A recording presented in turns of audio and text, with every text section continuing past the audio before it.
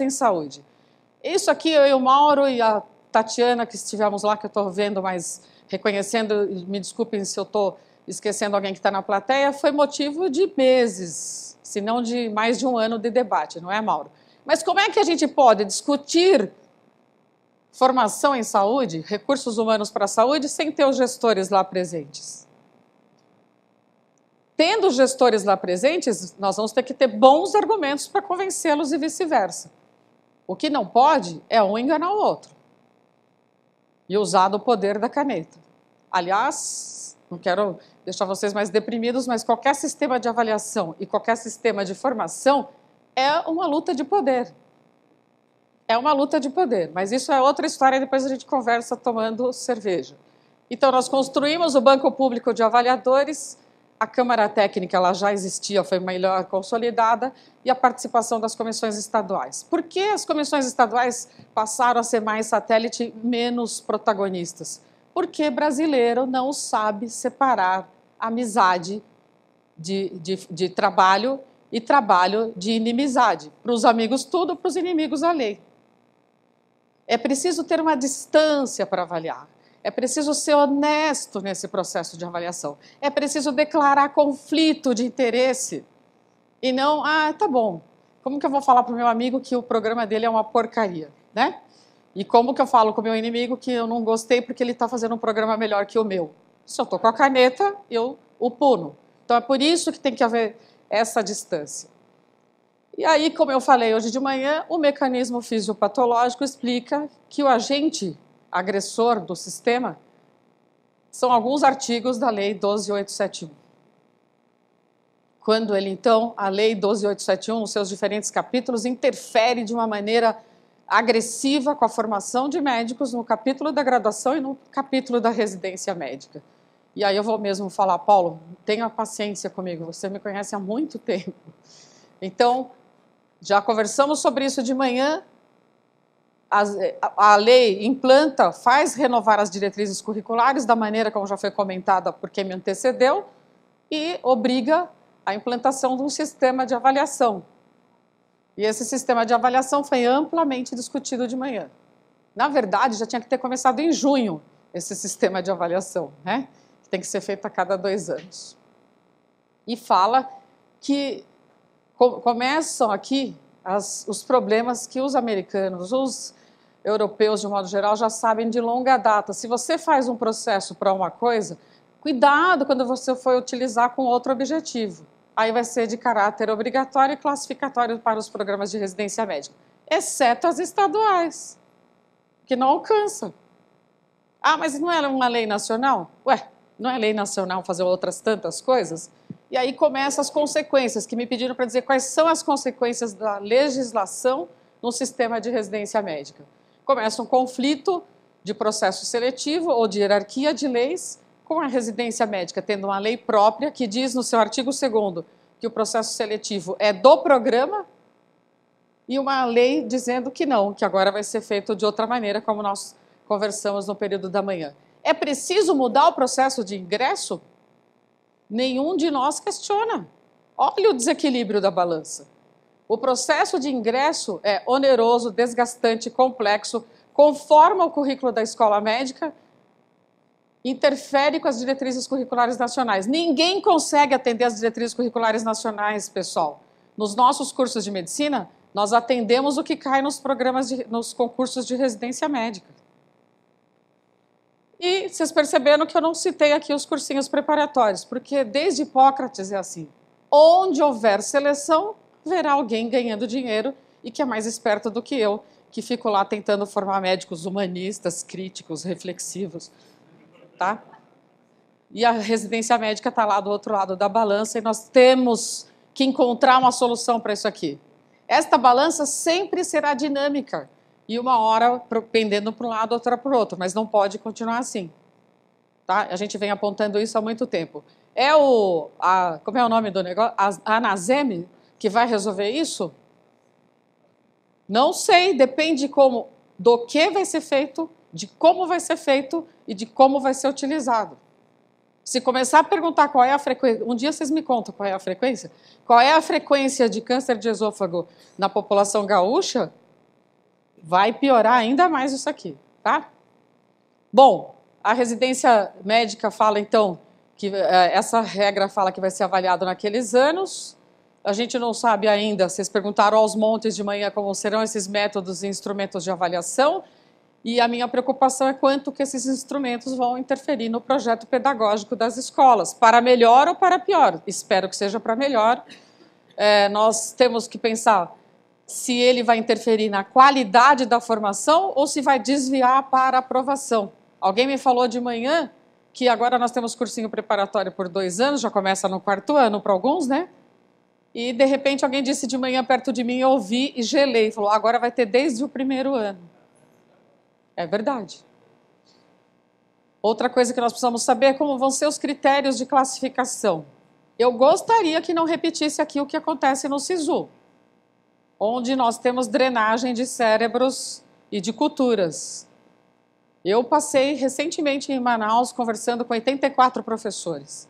E conversei com uma estudante, ela me disse, foram 2 dias de trabalho com os professores, e uma estudante me disse, chegou atrasada, entrou na sala errada, daí eu conversei com ela, graças a Deus esse ano eu me formo, Manaus, Universidade Federal de Manaus, graças a Deus esse ano eu me formo e finalmente vou voltar para São Paulo. Eu não tenho nada a ver com isso aqui. Aí eu disse para ela, você acha honesto e justo o que você está dizendo? Você não acha que você devia trabalhar aqui um tempo para devolver para o povo amazonense aquilo que ele te deu, te formando médica? A senhora pode achar isso, mas eu quero voltar para Jales ou Jaú. É um dos que começa com J lá. Graduação, residência médica, custos e fixação. Cuidado, então, para a gente não repetir esse modelo, né? Eu me formo no Amazonas, mas vou prestar prova para... Ela disse isso na minha cara, para qualquer coisa numa cidade próxima da minha cidade, porque eu não aguento mais residir aqui, tá? A lei continua falando, então, aquilo que vocês, talvez os estudantes não saibam, e eu fico triste quando eu vejo que os meus colegas professores não sabem, que um dia todo médico terá uma vaga de residência médica e nesse dia todos terão que fazer, exceto quem fizer essas especialidades, os outros terão que fazer 1 ano de treinamento na atenção primária. Tá? Por que esses programas? Acho que foi o Mauro que foi lá discutir com o Ministério da Educação por que esses programas. Porque ninguém sabe por que esses programas não precisam de pré-requisito na atenção primária e todos os outros... Vocês sabem, né? Não, não sabem. São 53 especialidades. Aqui estão postas 9. As outras precisam de pré-requisito. Olha que bacana o indivíduo que desde o berçário, depois do APGAR 5, ele ganha um APGAR 7 e decide ser neurocirurgião. E aí ele vai passar 1 ano na atenção primária. Não é sensacional? O preceptor vai ter que receber 2 salários e uma dose alta de anticonvulsivante. Os programas considerados das áreas gerais, e aqui incluída a saúde mental com o nome de psiquiatria, terá que fazer 1 ano, 16 especialidades. E as outras? 1 ou 2 anos, na dependência de como o vento balançar. Na atenção primária. Vocês lembram, ou os estudantes sabem, eu estou falando isso mais para vocês aí do fundo, porque tem aquela zona eletromagnética que vocês não veem para frente, né? Vocês sabem que... Esqueci o que ia falar, mas enfim, é a minha idade. Não. Vocês sabem que, assim, muitas especialidades, todas as especialidades cirúrgicas e todas as clínicas exigem pré-requisito de clínica e cirurgia. Até o Mauro mudar isso. Então, olha que bacana. Eu já fiz atenção primária porque eu entrei no programa de cirurgia geral. E aí, segundo essa lei, ninguém conseguiu provar o contrário, eu volto para a atenção primária porque eu quero fazer aparelho digestivo. Coitado do preceptor da atenção primária, que é o Zé. Tá? Então, as minhas perguntas... Quais são os conflitos que a lei, do jeito que está, geram? Na minha opinião, conflito com as competências da graduação. Por que eu digo que é conflito com a competência da graduação? Os professores sabem, né? Porque está escrito nas diretrizes curriculares que quando eu terminar 6 anos, naqueles cursos bem avaliados, eu estarei competente para atender e responder por 85% a 90% dos problemas da atenção primária. Ora, se eu tenho que fazer isso ao final do 6º ano, por que eu tenho que passar mais 1 ano ou 2 anos lá? 2 minutos, doutor. Obrigada, que eu sei que eu já estourei o tempo. Plano de expansão da rede de atenção primária para conter os residentes de medicina de família, os 25 mil internos e mais esses residentes todos. Onde nós vamos colocá-los? Todos. Plano de expansão de preceptores qualificados. Qual é o lugar? Vou perguntar para o Zé, porque ele vai dar uma resposta isenta. Dos níveis de atenção, primário, secundário e terciário, qual é aquele que exige melhor formação do preceptor? Primário. Por óbvio, é o primário, ele é médico de família. Mas não é por isso, é porque é. É lá que eu uso o raciocínio clínico, a anamnese, o exame físico, o contexto social e as condições, inclusive ambientais, para saber qual é a melhor proposta para o meu paciente. E aí, como é que eu vou fazer isso com todos esses médicos para terem uma formação? Então, vocês percebam que não é só o indivíduo que vai chegar lá emburrado, porque eu queria ser... Eu falo do neurocirurgião, mas eu posso falar de qualquer outra especialidade. Os neurocirurgiões estão presentes? Então, posso continuar falando deles. Eles não estão, eles são poucos e estão operando, né? Então... Que país nós estamos que a gente vai pôr toda essa gente na atenção primária sem uma base de sustentação para eles lá estarem? Vamos supor que a gente então virou gente bacana e agora quer mesmo fazer o bem para a humanidade. Porque vocês aí do fundo, como eu, como o Mauro, como o Irã, a gente entrou na faculdade de medicina bom, mas ela nos transformou no que nós somos. Então, a gente era idealista. A gente continua sendo. Quem está aqui hoje à tarde continua idealista. Aí a gente quer ir lá para fazer... Não, vamos lá, vamos aprender isso que eu não aprendi porque eu fui ao cinema, essas coisas quando eu era graduando. Como que a gente vai fazer isso, gente, nessa situação física e de supervisão que vocês viram? Os residentes disseram que o principal problema na residência médica é falta de supervisão. Está acabando, Paulo. E esse processo de gestão? Ele já foi construído? Os gestores sabem? Como dizia o Garrincha, que vocês não conheceram também? Os russos já sabem que é para eu entrar, porque diz que o técnico falou, essa é lenda, que o técnico falou para ele, você entra pela direita, cruza para a esquerda, vai não sei para onde. Aí ele falou, tá, mas vocês já combinaram isso com os outros jogadores da Rússia? Né, que eu vou fazer tudo isso? Então, isso aqui é muito importante. É muito fácil de fazer esses slides, sabiam? E o Zé, que está... Desculpa, Zé, te chamar de Zé, mas o doutor José Arroio, que está na rede, ele sabe quanto isso é complicado. Qualquer um de nós que vai para a rede sabe que o gestor não nos quer lá para que a gente não perceba as falhas que tem na rede. E nós não queremos ir porque a gente já sabe que tem falha. Então, isso aqui é muito complexo de ser solucionado. E aí, finalmente, a pergunta, não entendi. Não era mais médico? Porque o Brasil precisava? E agora eles vão ficar mais tempo retidos em formação?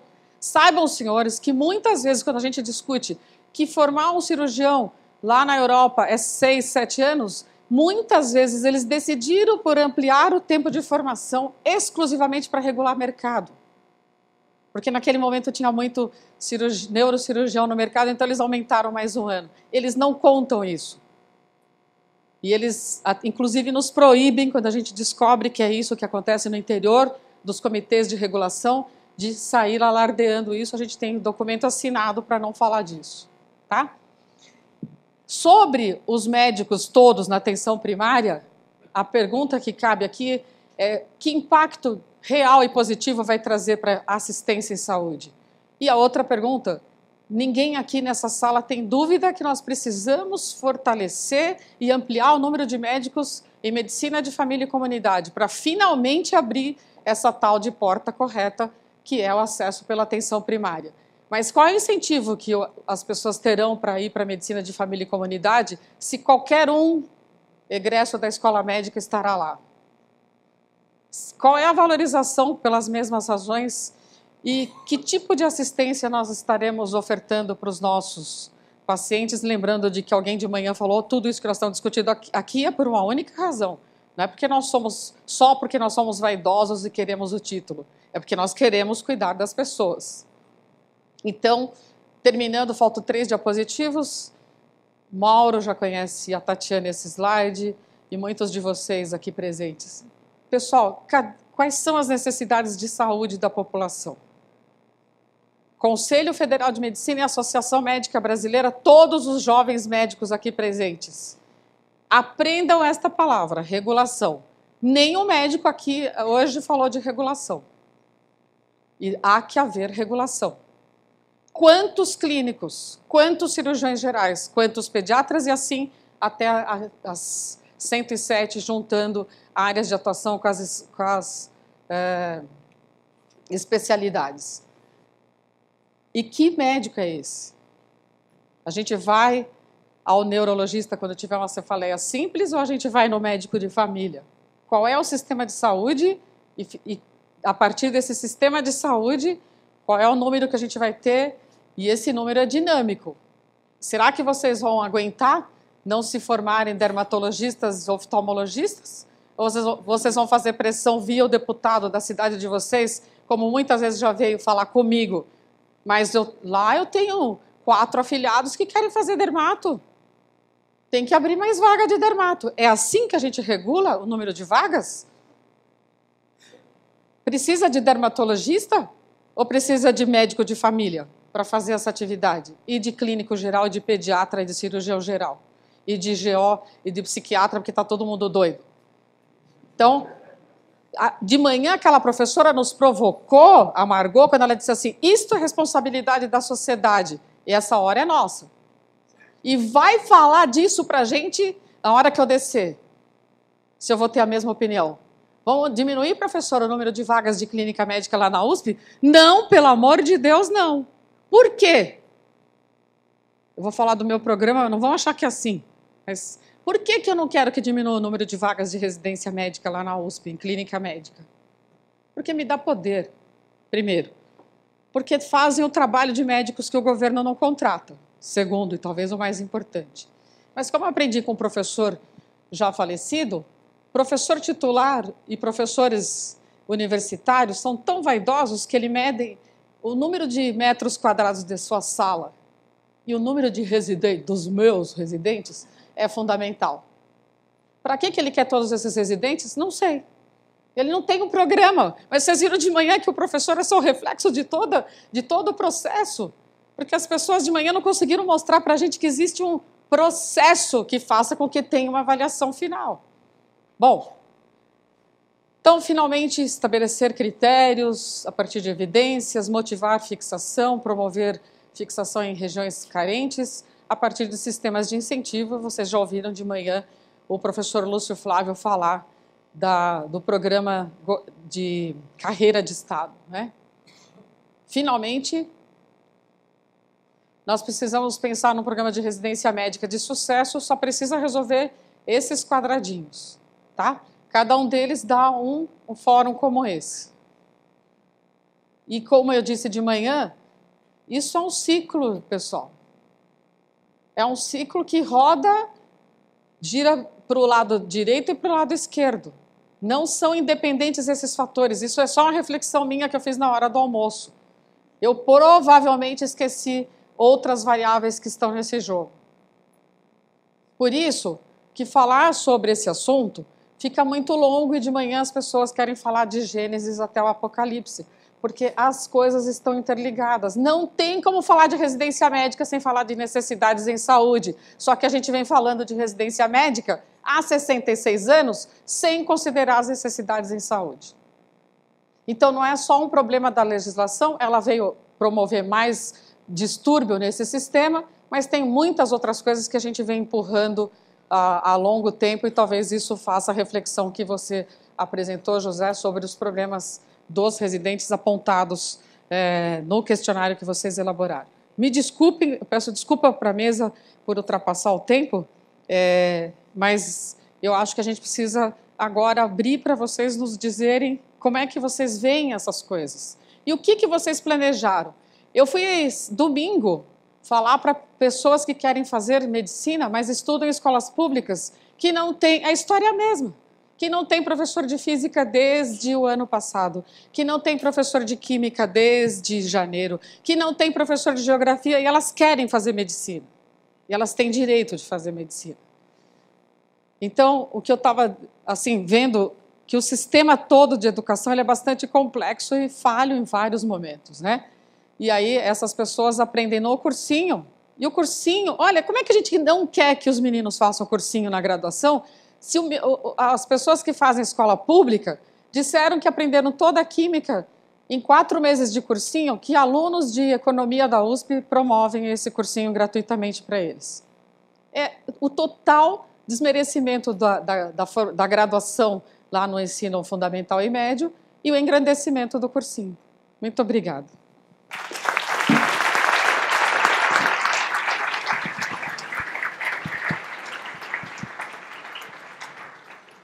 Eu agradeço a doutora Maria do Patrocínio pela palestra brilhante. Não poderia ter sido. Vou abrir para os debates.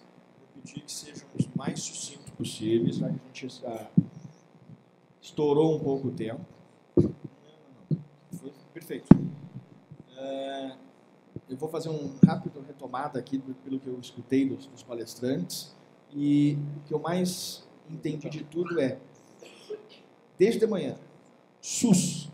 Essa é a palavra que, no meu entendimento, está gerando tudo para nós.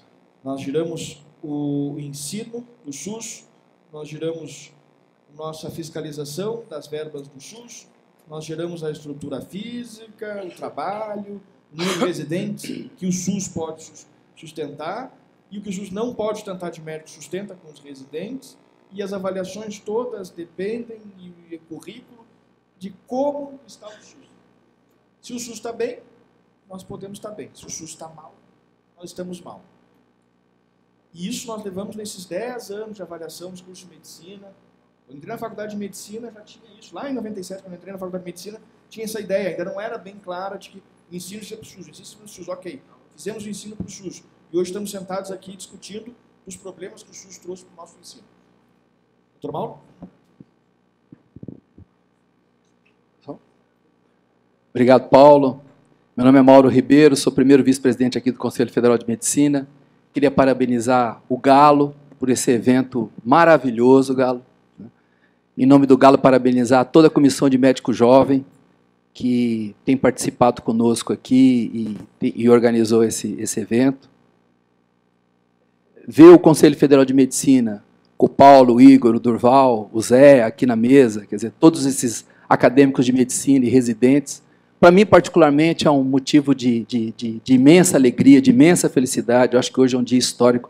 A gente sabe que a Marta fez um acordo com as faculdades de medicina, que tem que passar uma lista de presença, mas não tem problema.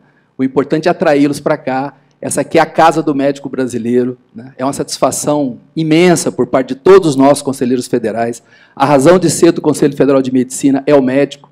Aqui, o que nos sustenta todo o sistema conselhal é o dinheiro do médico brasileiro. Nós somos uma autarquia federal de direito público, mas sem dinheiro do governo. O que nos sustenta aqui, todas as nossas ações, é a partir do médico, do dinheiro do médico brasileiro, né? Então, ter o médico, tudo que tem aqui é em razão de vocês. Então, quando vocês chegarem aqui, vocês estão literalmente na casa de vocês. Todos nós temos que atendê-los dentro de todas as necessidades, desde o nosso presidente ao mais humilde dos nossos funcionários. A nossa obrigação é realmente fazê-los todos sentirem-se em casa aqui, que essa aqui é a casa do médico brasileiro. Falar da Patroa é parte aqui nossa do Conselho Federal de Medicina, né? Então, a residência médica, eu vou pedir para o Paulo e para o Igor para ter um pouquinho de generosidade comigo, né?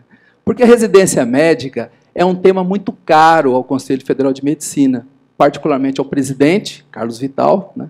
E a todo o plenário, e a todos os conselheiros.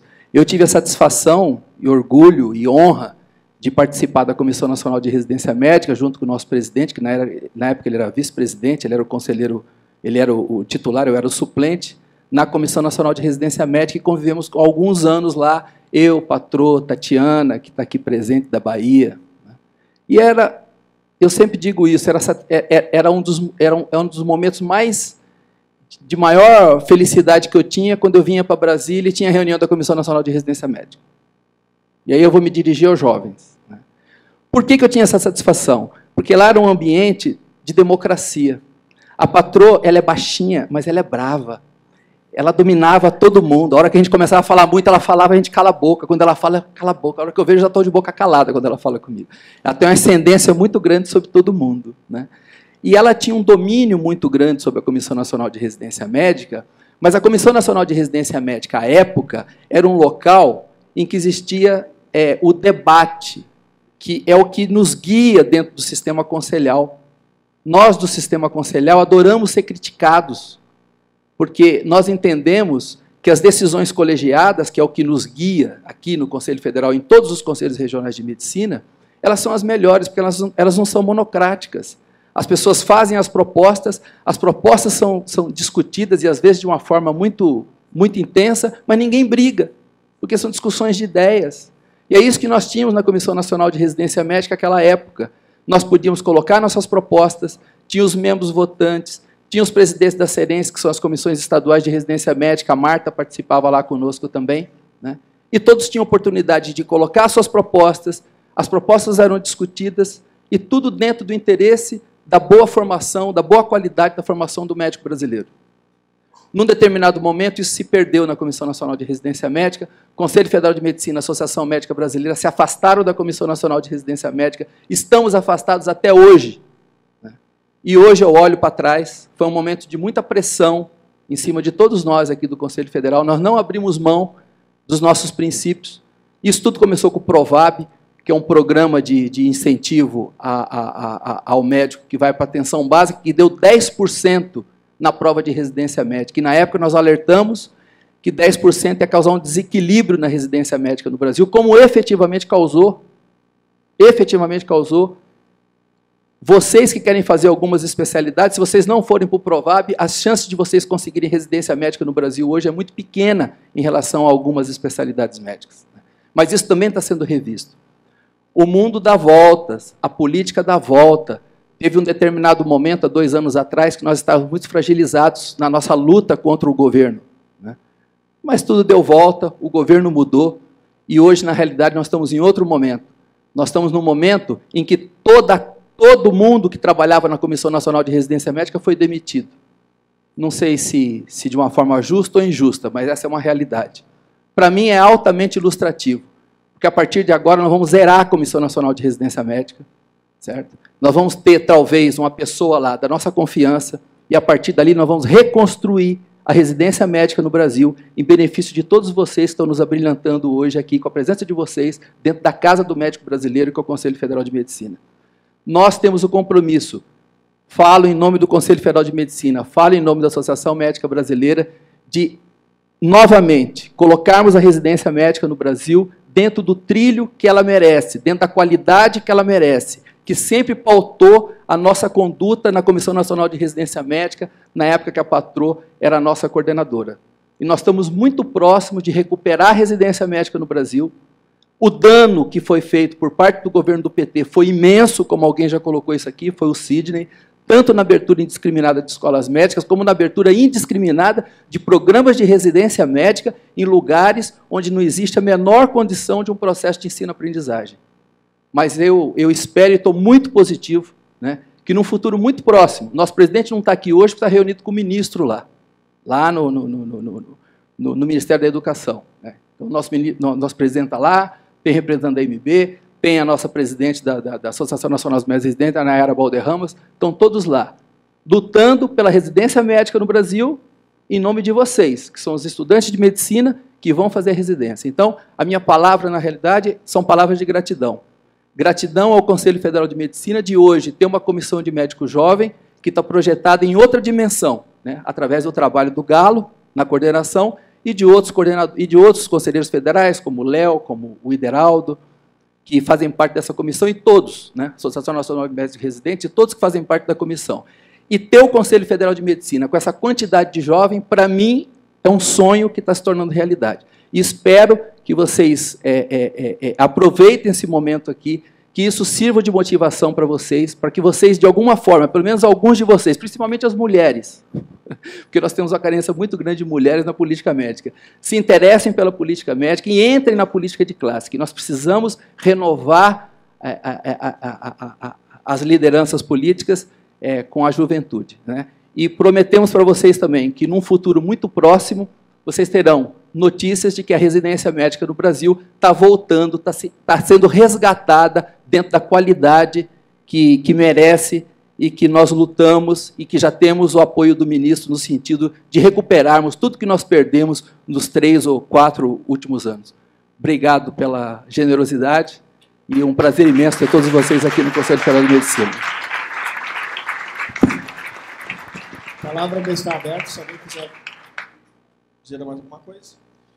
Se não, por favor, Fernando.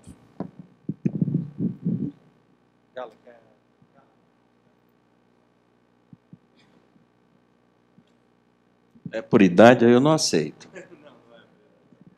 Bom,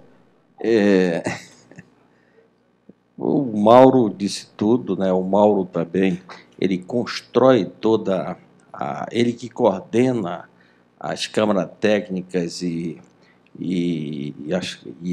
todas as câmaras do Conselho Federal de Medicina, porque a vice-presidência subordinado, todas as câmaras técnicas subordinadas à vice-presidência, mas o Mauro é uma pessoa que nos ajuda muito.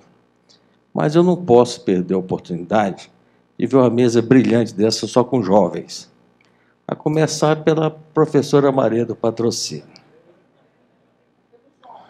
Deus foi muito sábio quando colocou a professora do Maria do Patrocínio em meu caminho, né?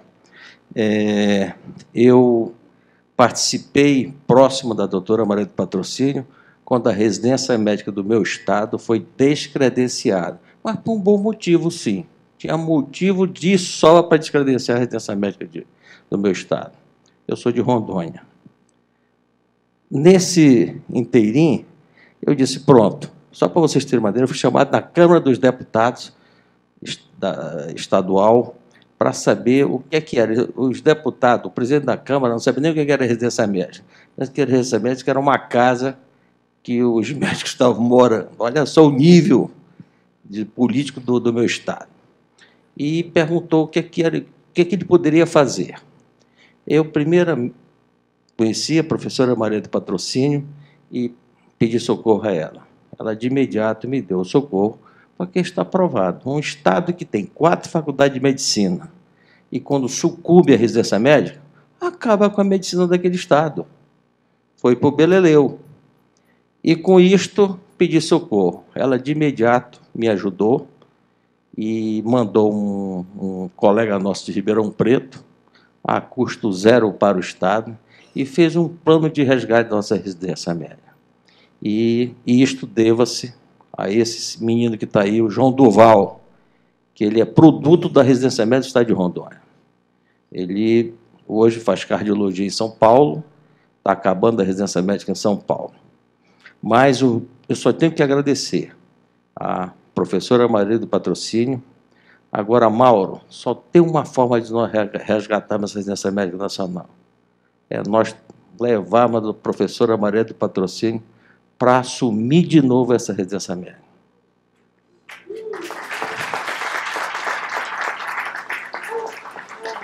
E eu tenho... Irã, quero agradecer, mas depois que eu anotei todos os problemas aqui, que eles foram apontando, eu acho que vocês não gostam de mim.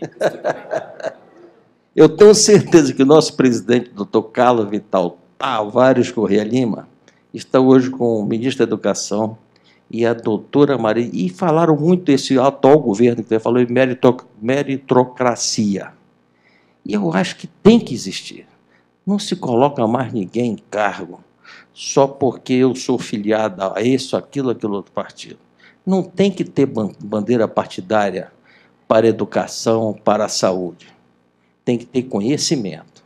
E ontem foi aquilo, talvez até eu possa estar enganado, viu, meu irmão Mauro? Mas aquele ministro da Saúde ontem me incomodou muito. Mas me incomodou de uma forma tal que eu fiquei sem conhecimento. Como é que um cara vai na OAB nacional falar sobre a UTI, a saúde está na UTI, e me faz uma explanação daquela, doutora Maria? Era melhor ele mandar um assessor dele para fazer as colocações. E outra coisa, eu tenho me dá prurido quando eu vejo uma autoridade dá o recado dele, nem deu, levanta e vai embora. Disse, olha, o presidente acabou de me chamar. Isso aí é o protótipo do cidadão incompetente, porque ele tem medo de perguntas. Tem medo de perguntas. Portanto, eu peço agradecer aqui o meu amigo jovem, que me deu a vez dele, mas eu tenho certeza que não foi pela idade, muito menos pela coordenação da Câmara Técnica de Médico Jovem, foi porque ele é meu amigo, com certeza. Professora Maria do Patrocínio, eu rezo todo dia para a senhora voltar. E eu tenho certeza que as entidades médicas estão também rezando para que a senhora volte. Pessoas como a senhora, esses médicos que estão aqui, todos nós, inclusive eu, preciso muito da senhora, com seu conhecimento. Eu larguei tudo para vir lhe assistir. A senhora, onde está? A senhora é minha ídola. Viu? A senhora é nossa ídola. E a senhora fala de uma forma que deixa todo mundo à vontade. Né? Ninguém dorme e a senhora pega, dá o seu recado, puxa a nossa orelha e, ao mesmo tempo, traz coisas boas e coisas ruins para nós. Portanto, doutora Maria do Patrocínio, eu não podia perder essa oportunidade. E lhe agradecer por tudo que a senhora faz pela medicina brasileira e por esse médico jovem, onde tem aquele que continuamos contribuindo o futuro da medicina brasileira. Todos nós temos que levar esse slogan e cada vez mais repicar por aí. Obrigado, meu irmão.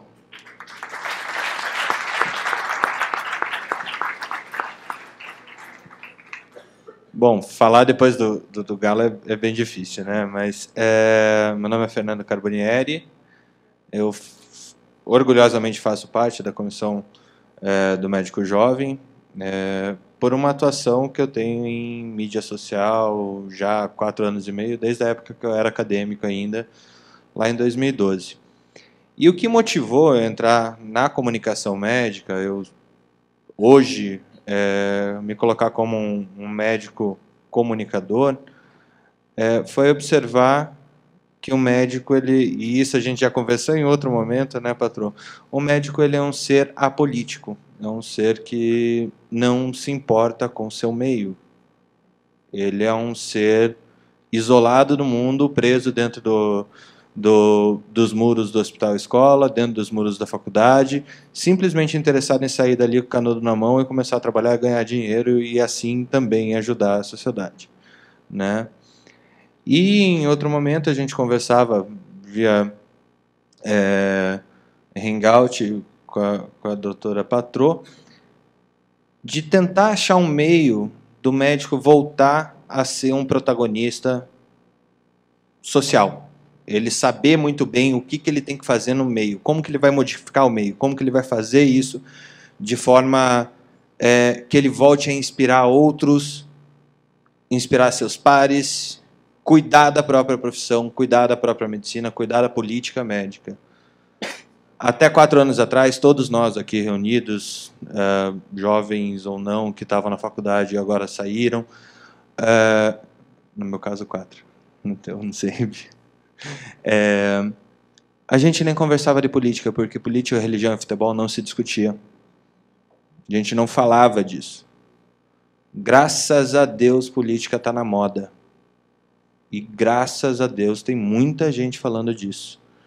E eu queria saber, patrô, e dos demais integrantes da mesa, João, Zé, Paulo, que faz isso muito bem lá no Rio Grande do Sul, com alguns caminhos para a gente voltar a inspirar o médico a ser um cidadão.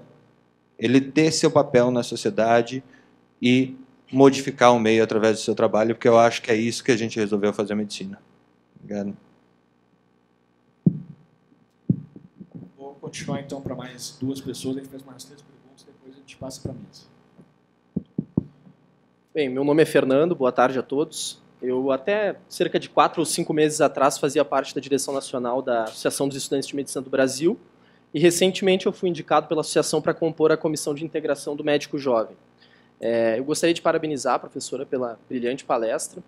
Estávamos conversando ali que, sem dúvida alguma, sem desmerecer os demais palestrantes, até agora foi a palestra mais completa e brilhante de todas.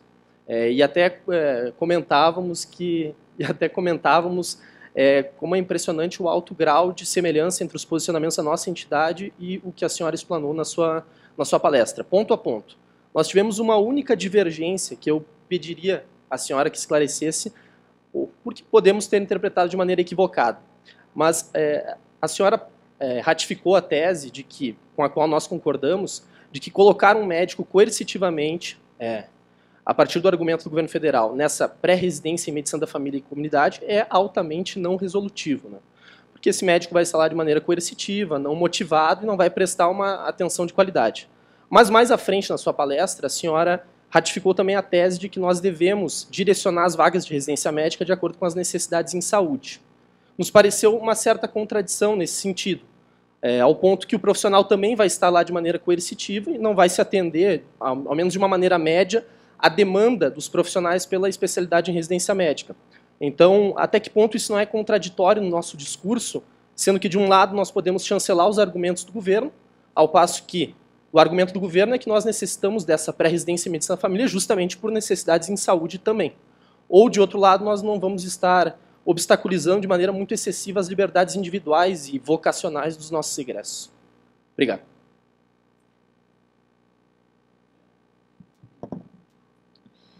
Boa tarde. Meu nome é Beatriz, eu sou do Rio de Janeiro. Eu fui presidente da AMERERJ, que é a Associação dos Médicos Residentes do Rio de Janeiro, na greve de 2010. Depois eu fui presidente da NMR, junto da Comissão Nacional de Residência Médica, junto com a professora Maria do Patrocínio, junto com o Dr. Mauro, com o Dr. Carlos Vital, nessa época mesmo, de todas essas mudanças da Comissão Nacional de Residência Médica. Então, a gente pegou um período muito bom da comissão, onde a gente conseguia mudar muita coisa, a gente conseguia fazer pelo médico residente realmente alguma coisa, e hoje me entristece muito vendo o que a Comissão Nacional de Residência Médica se tornou e pelas mudanças que a NMR tem conseguido, graças a Deus, com muita luta, junto ao MEC, eu acho que dá uma esperança, entendeu? Eu acho que todos vocês que vão se formar e vão fazer residência médica têm que começar a pensar. Não pensa que são 2 anos. 2 anos passa rápido, eu vou fazer o meu e vou embora. Não são 2 anos, gente. É uma formação para a vida inteira. E que a gente tem que brigar pela qualificação dessa formação. Vocês não estão aqui de passagem, não são o estudante de medicina pensa assim, eu vou chegar no internato e vou embora, porque eu vou fazer a prova tem que fazer o Medicel, tem que fazer isso, tem que fazer aquilo. Gente, é a nossa formação, e a formação não é um momento rápido, é para a vida inteira. A nossa curva não começa assim. A nossa curva vai ao longo da nossa formação, e depois que acaba a residência, a gente fica, e agora? Para onde que a gente vai? Então, invista na residência e lute por uma residência de qualidade. Não empurre com a barriga a sua residência. Se a sua residência não está boa, denuncie, tente mudar, lute por uma residência de qualidade, participe das associações de residentes, participe por uma luta de qualidade pela sua residência. Porque você vai mudar não só a sua residência médica, a sua formação, vai mudar a saúde da população do local. Vai mudar a qualidade de ensino, vai mudar a qualidade de saúde daquela região. Então, é um pedido que eu faço para vocês. Eu acho que tudo que eles falaram e pontuaram muito bem. E eu vim fazer esse apelo para vocês que estão aí, saindo da faculdade de medicina, ou estão ainda na faculdade, para começar a pensar nisso. Não só como uma coisa que vai acontecer ali. Não vai acontecer, já tem que acontecer, já tem que começar a pensar nisso. Não é para hoje, não é para amanhã, é para ontem. Tá bom? Obrigada.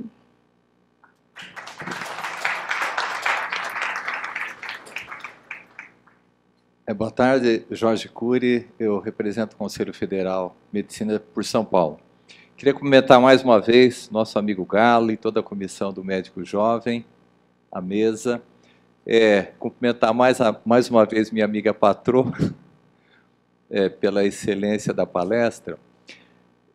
Fui parcialmente roubado aqui na fala anterior do nosso colega aqui, que me antecedeu, mas eu queria salientar esse ponto também, Patrô. Você diz que nós temos que focar a necessidade da medicina no Brasil, lógico.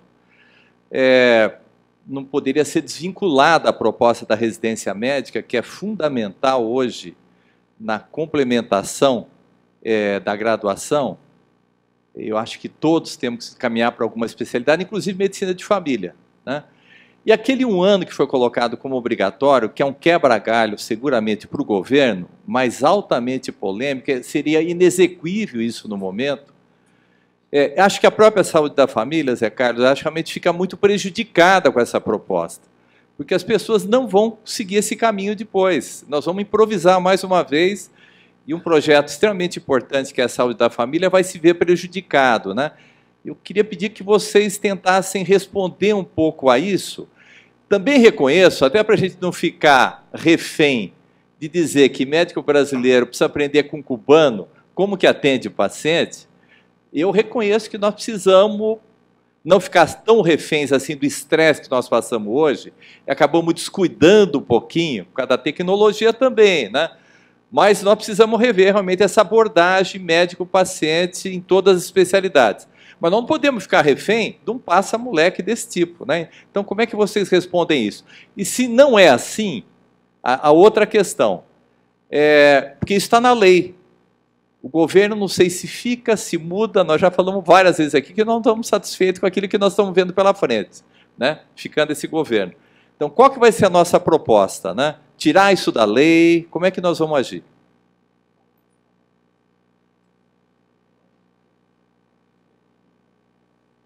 Boa tarde, eu sou Luiz Fernando, eu sou médico residente já há 5 anos, estou no meu 5º ano de residência e também já fui diretor de 2 associações médicos residentes, tanto Tocantins como atualmente estou parte da diretoria da Merest, do Rio de Janeiro. Nesse meu vasto, pequeno mundo de experiência em residência médica, parece que desde a época que eu era acadêmico, que eu estava no internato, as queixas continuam sendo as mesmas. O assédio, a falta de estrutura, a falta de preceptor e parece que nada muda. Isso, para a gente que batalha pela residência, dá um certo desânimo, uma certa descrença e coloca em xeque algumas coisas. O que acontece que nada muda? É problema de gestão pública? É problema do preceptor, do hospital que se beneficia daquela mão de obra barata? Ou é problema da gente, dos residentes, que não luta para isso mudar, que acha que aquilo dali é temporário, que acha que depois de 2 anos eu vou estar com o meu papel? Então não dá ruim, mas também não está bom. Então, daqui 2 anos passa e eu vou estar bem, vou estar no meu consultório, e isso foi uma passagem. O que acontece? E minha outra questão que eu queria colocar também, eu já vi nesse tempo o governo mudar, já vi nesse tempo a situação econômica está boa e está ruim, e parece que também, como falei, está estagnado. Para a gente que está lutando por isso há tanto tempo, tem a esperança de uma residência próximo, pelo menos, do ideal? Isso, qual é o futuro da residência? Tá bom, obrigado. Pode, último. Eu sou o Diogo, sou do Conselho lá de Alagoas. Eu queria só dar uma de advogado do diabo aqui para a patroa fomentar uma discussão. No seguinte sentido, o residente, quando entra no primeiro ano, né, e vai escolher a sua especialidade, enfim, no que ele escolheu, a gente vai ter toda a discussão que teve hoje. Agora, no momento que ele não passa na residência, o que é que a gente vê?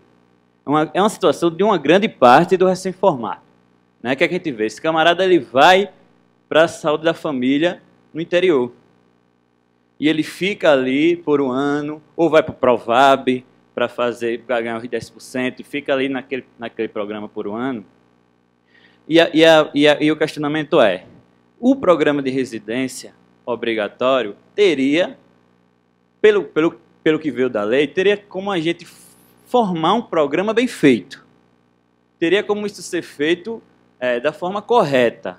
Teria como colocar ali preceptores e situações que a gente possa formar aquele residente, se é obrigatório ou não, enfim. Não é esse o meu questionamento, mas a gente não pode esquecer que hoje é uma realidade que ainda vão recém-formados para o interior, para a saúde da família, insatisfeitos, para ficar por 1 ano, mesmo se é pela questão financeira, ou se é pelo Provab, ou o que quer que seja.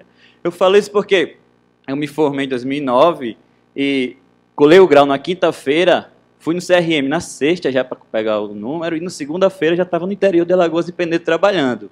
Eu costumo dizer lá que se tivesse um botãozinho de pedir pinico, eu tinha apertado ali naquele momento, porque eu estava desesperado naquela situação. E a gente pode ver, né, e pode fomentar uma residência ou alguma estrutura que organize esse recém-formado, que é um percentual importante de médicos que estariam ali naquele momento da formação deles, enfim, né? Esse intervalo aí também é importante a gente discutir, é isso? Vou pedir só um pouquinho de paciência para os que vão falar aqui, mas eu vou dar encaminhamento, então, aqui as perguntas para a mesa. Começando com a do Fernando, que ele comentou, e eu vou deixar aberto para os palestrantes, como é que vai ser o futuro do médico, inserir ele como cidadão, como nesse meio todo político que está. Deixo aberto isso aí para a mesa. Posso já responder, porque algumas são muito conectadas. O que o Fernando falou está muito conectado com o que o nosso colega falou da mudança da residência, se é que a gente tem a possibilidade de mudança ou não, né? Uma das coisas que mais me entristeceu durante o movimento de valorização da residência médica foi eu chegar no meu próprio local de residência, né? Eu, como fiz residência de medicina de família, óbvio que a gente passa no hospital, tem os nossos estágios no pronto-socorro e tal, e estando lá na Escola Paulista da Unifesp, o Hospital São Paulo é uma grande referência onde concentra a maior parte das especialidades, né? Então, uma das minhas maiores tristezas foi quando eu fui de pessoa em pessoa, de cadeira em cadeira, de programa em programa, e falar assim, então, vocês estão vendo o que está acontecendo, né? Reduziu 65% das verbas do hospital, né? Isso foi uma coisa muito importante, porque impacta na tua residência. Você está vendo lá o teu paciente na maca, sofrendo há 3 dias na observação, sendo que já deveria estar internado, né? E tudo mais, tal. E assim, então, a gente está propondo esse movimento de valorização da residência médica, a gente quer ir para frente com isso, porque não é só uma coisa que está acontecendo aqui, mas no Brasil inteiro e tal. Ouvi muito, muito. Ah, daqui 6 meses eu tô fora. Ah, pra que eu vou me dispor com o meu preceptor? Ah, depois eu quero trabalhar na equipe tal, então assim, eu não vou me dispor. Mas você não pensa que daqui a pouco você pode estar realmente trabalhando aqui, você vai sofrer, né? Ou então, sei lá, alguém da tua família, assim como muitos da minha família também usam o hospital e, né, pensa nisso. Ah, não, mas assim, isso é uma situação temporária, eu vou estar aqui ou então vou voltar para o lugar de onde eu vim. Durante, inclusive, a paralisação que a gente fez e tudo mais, eu fui, e só estou falando de lá porque foi onde eu vivi mais, né? Mas a gente foi fazer as assembleias e tudo mais, e muitas vezes eu fui chamado justamente do contrário, eu fui chamado de estar sendo político demais, interferindo numa questão política demais. Então veja que a gente nunca vai conseguir nada se a gente não tiver esse start. E se a gente não tiver esse start com um olhar para as nossas próprias, para o nosso, nem que seja uma atitude muito egoísta, que seja olhar para o nosso próprio umbigo e ver que ele também está com problemas por conta de toda a situação. Nem que seja por isso, para a gente conseguir se mover. Agora, se a gente não conseguir ter esse olhar, eu acho que é muito difícil que a gente consiga mudar alguma coisa. E é esse o papel que a gente está tentando ter com vocês aqui hoje, que vão se formar e que vão entrar na residência. Espero que com uma mentalidade